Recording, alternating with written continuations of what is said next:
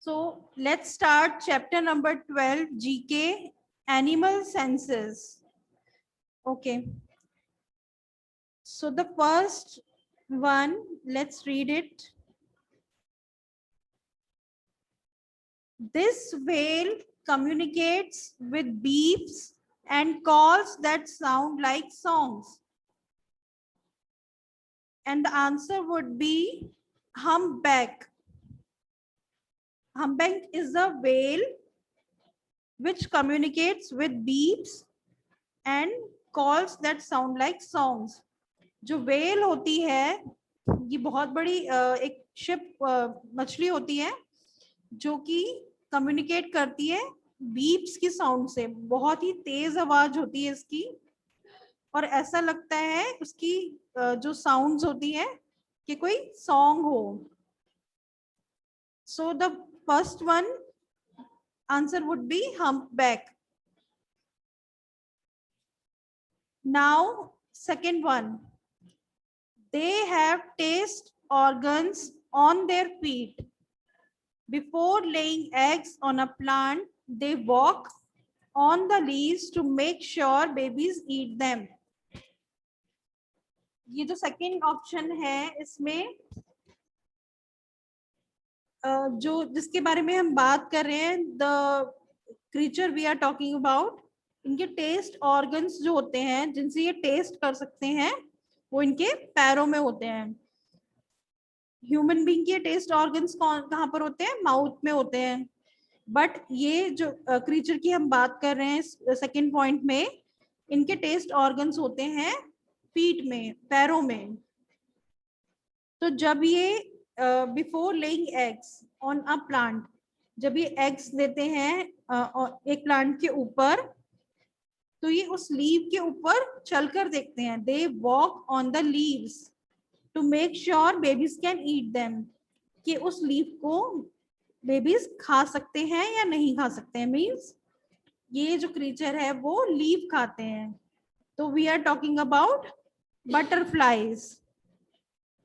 Butterflies जो होती हैं, they have taste organs on their feet and before laying eggs on a plant, plant पे किसी egg को एग देने के पहले ये उस पे वॉक करते हैं एंड मेक श्योर करते हैं कि वो लीव्स खाने के लायक हैं. सब correct option 2, butterflies. Now the third option is this dog's ability to smell helps people. It is used for tracking lost children. So पहले ही पता चल रहा है this dog's ability. So we are talking about a dog here. एक dog के बारे में बात कर रहे हैं जिसकी एबिलिटी जो होती है, एबिलिटी मीन्स योग्यता, टू स्मेल, सूंघने की, स्मेल करने की, लोगों की हेल्प करती है. कैसे? It is used for tracking lost children.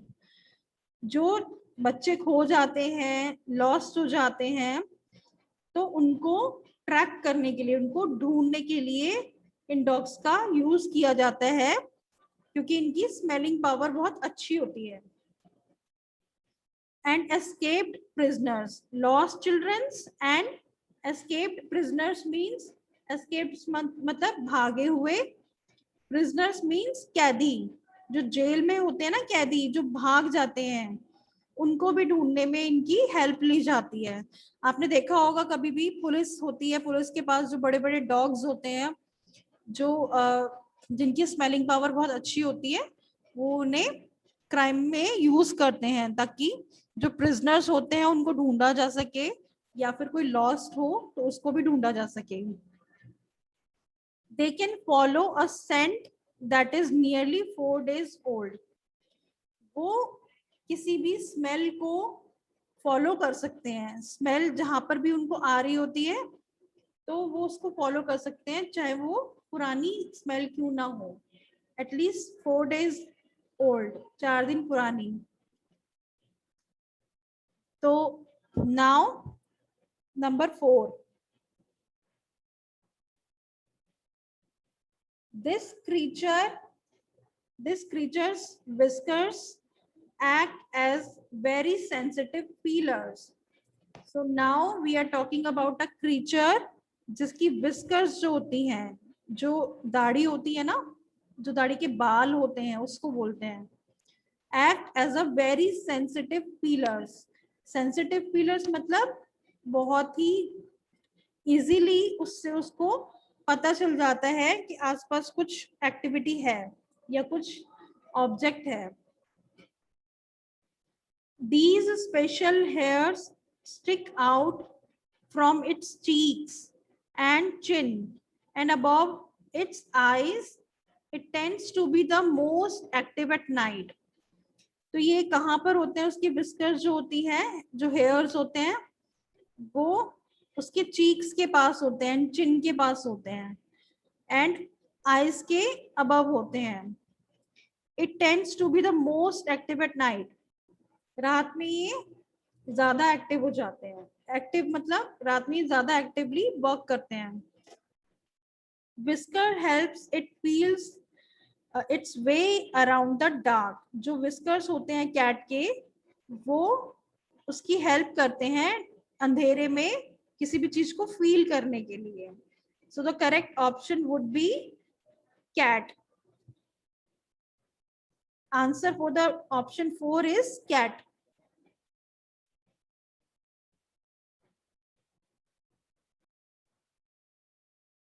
So the number 5 is these insects can hear using their legs.